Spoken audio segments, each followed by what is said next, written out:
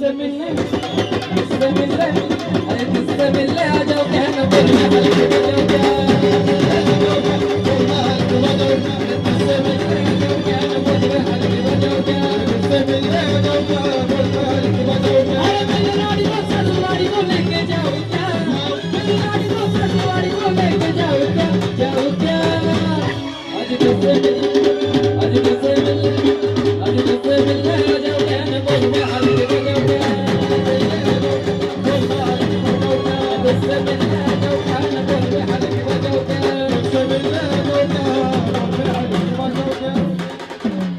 लोकगीताचा विषय निघला म्हणून